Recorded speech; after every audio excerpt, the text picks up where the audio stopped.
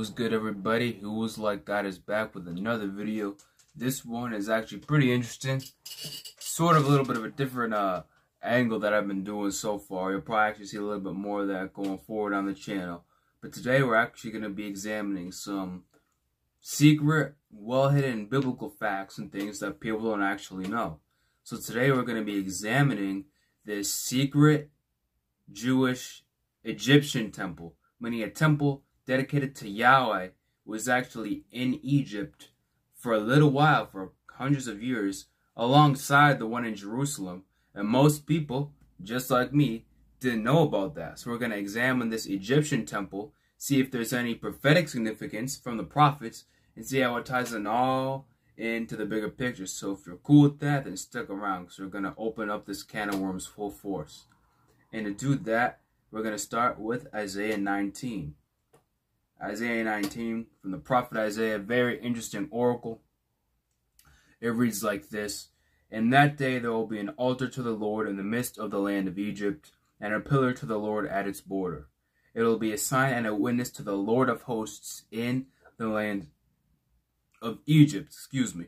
When they cry to the Lord because of oppressors, he will send them a savior and a defender and deliver them. And the Lord will make himself known to the Egyptians. And the Egyptians will know the Lord in that day with worship and with sacrifice and offering. And they will make vows to the Lord and perform them. And the Lord will strike Egypt, striking and healing. And they will return to the Lord, and he will listen to their pleas for mercy and heal them. That's verses 19 to 22. And then verses 23 to 24, the prophet reads this: In that day there will be a highway from Egypt to Assyria, and Assyria will come into Egypt, and Egypt into Assyria, and the Egyptians will worship with the Assyrians. And that day Israel will be the third with Egypt and Assyria, a blessing in the midst of the earth, whom the Lord of hosts has blessed, saying, Blessed be Egypt, my people, and Assyria, the work of my hands, and Israel, my inheritance. Now, the amazing thing about this passage here is that God is giving these other nations the titles and things that he uses for Israel, which was his people in the Old Testament, his people exclusively. Now in this prophetic picture and this beautiful picture of harmony, God is calling Assyria the work of his hands, and he's calling the Egyptians his people. So that in itself is pretty striking, the image of peace here. But as far as a little bit of commentary, a lot of people consider this prophecy an end times prophecy. And I get that too, because the whole unity between Egypt, Assyria, and Israel, who were enemies at different times, just them all coming together and worshiping God in perfect fellowship. I believe that's looking forward to the new Eden and the total global body of believers and things like that. But it must also be said that many Egyptian and Assyrian folks hold these verses very dear to their heart. This is something that Vocab Malone got into. A lot of Egyptian and Assyrians to this day hold these verses in a very special place. The word Christian just means follower of Christ. It's a Greek phrase. And other people were calling the Christians Christians. So in other words, you have these followers of the Messiah. And it's through this message in the gospel movement that all these other nations have come back to believing in the one true God. That's going to play a role later, because we think about it and we understand how significant God's concern for his name is, right? There's a reason why God did all those plagues in Egypt, because he wanted the Egyptians to know that he was the Lord, to know that he was Yahweh. He wanted the Philistines to know that he was Yahweh. And there's the verse of the day today is Psalm 46:10, which reads, let me pull it up. All right, so the verse of the day today actually reads, Be still and know that I am God. I will be exalted among the nations. I will be exalted in the earth. And just as God spoken, so has it been. And that's the incredible thing, because you figure the time this was written, the Jews, the Israelites, would have been very exclusive in their exclusive worship of Yahweh, of the one true creator God. You'd be hard-pressed to find many groups outside of the Israelites and communities of Israelites who believe in this one true God. But because of Jesus and the gospel movement, it brought thousands of Gentiles, ultimately millions of people from pagan nations, out of their spiritual paganism, out of the rebellious sons of God, back to worshiping the one true God. And that's true no matter how much you want to slice it. So we have Jesus to thank for us and our ancestors all around the world coming to faith in the one true God. So just as God has spoken when this wasn't true, so has it been fulfilled before our very eyes. And now we're living in a time where this verse rings true. And even holds a significance for us today, because many people exalt God. Many nations exalt God and honor God in the name of the Lord, just like he had been yearning, and just as he spoke what happened in the Old Testament. It's incredible stuff. So we see God's concern for his name and the importance of that. And God in this oracle is saying he's going to have his name be exalted in Egypt. Now, as far as the end time potential stuff may go, it's also important to recognize that in the Maccabean period, there was actually a pagan temple in Egypt that was abandoned and got reused to the service of Yahweh by the legitimate Levitical priests. This is a whole interesting rabbit hole, so we're going to get right into it. Let me just get into it. And this Egyptian temple is called the Temple of Onias. Temple of Onias. So, here's what you got to understand, a couple of basic facts for this.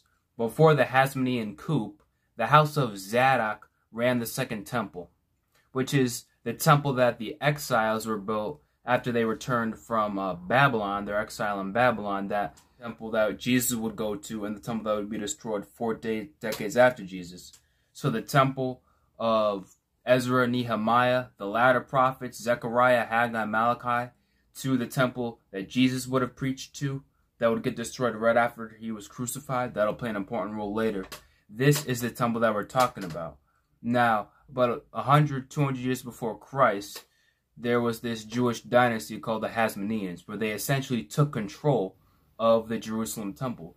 But before then, it was the house of Zadok who was controlling the second temple, which is significant because we can see in the Old Testament scriptures, God is very clear about his faithfulness to the legitimate priests, even when this coup happens. So we unpack, we get to Ezekiel 44, and let me just say this. This is the famous Ezekiel temple vision. And the Ezekiel temple vision is very interesting because there are some things that are very idealistic, very symbolic, very things that don't even make sense for a physical temple. And yet there are some things that seem to point to the second temple. So the Ezekiel vision is very interesting when we just lay everything out, all the elements that are there. You know, and just like in the book of Ezekiel, in the beginning, the spirit and the glory of God leaves because of all the idolatry and all the paganism. By the end of the book of Ezekiel, it's coming back to this restored, renewed temple. So this is the vision we're talking about. And in Ezekiel 44, God is talking about his faithfulness to the house of Zadok. Now, Zadok was a priest back in David's time who was faithful to him.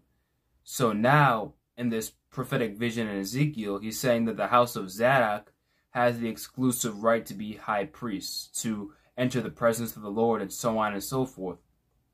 And the interesting thing about that is, we consider what Scripture says. When you actually look at history, the house of Zadok would always have control over the second temple. This is from the Jewish Virtual Library. You know, I'm not making this up. This house of Zadok would retain control of the second temple throughout its history.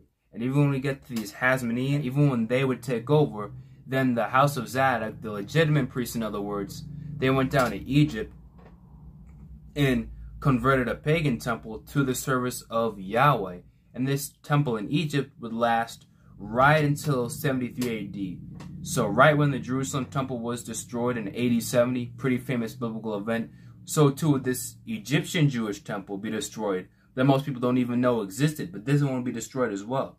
And all these things have a big importance, and we're going to circle back to that. The legitimate priests would always have a temple to rule over. The legitimate priests would always have a temple to rule over and worship Yahweh, Jehovah in. Even when this was going on in Jerusalem, the Zadokite priests, the house of Zadok, as I said, using this formerly pagan temple in Egypt to the service of God. Now, why is this all important? First of all, I think about Isaiah 19. It becomes a lot more interesting when we consider that there was a time when a formerly pagan temple would be used for God exclusively in Egypt. And we think about this actual temple, actual sacrifices going to Yahweh in Egypt, we can only think about the effect that would have had in that generation of all the potential Egyptians and cultures who could have been brought to worshiping the one true God and to get their hearts prepared for the Christ from the Old Testament scriptures based on them being exposed to the religion of the one true God. Right? God is talking about his name being honored in Egypt. His name was honored in Egypt because he had a presence, a noticeable presence in Egypt long before Christ ever came on the scene. Now, someone like me who likes to study prophecy and things like that, I think that's very interesting. But here's where the real significance really comes in. Let me just scroll down a little bit here. So could it be that Jesus was actually who he said he was, and like he predicted, his generation would face judgment because they rejected the time of the visitation? The anointed one of the scriptures who had been anticipated had finally shown up, and they had missed it. The leaders rejected Jesus. Now, if Jesus was fake and an idol worshiper, they would have been right to reject him. But they still faced God's judgment after rejecting him, so it couldn't be that he was a false prophet. Again, not the Jerusalem temple was destroyed, but the Egyptian temple. So all temples of God were destroyed, and ultimately shows that we consider all assets that Jesus really was who he said he was, that he really was the Messiah. He came, he made the ultimate sacrifice, he was rejected by his generation, that led to him being sacrificed, and it was because of that the gospel spread to the Gentiles. But to return to our point here, it's just amazing. It's just amazing to think that all forms of Jewish worship had been forcefully ended right after the crucifixion of Christ. We have God's judgment on the nation, but it's not that they rejected Jesus, because if Jesus was a false prophet, they would have been right in rejecting him. But the judgment still came. So Jesus was a true prophet, and by rejecting him, Israel was facing judgment. That's all the evidence is pointing to. And both what the New Testament says about it and some of the other Jewish writings actually align with Daniel 9:26, this prophecy that after the anointed one is cut off, the temple will be destroyed.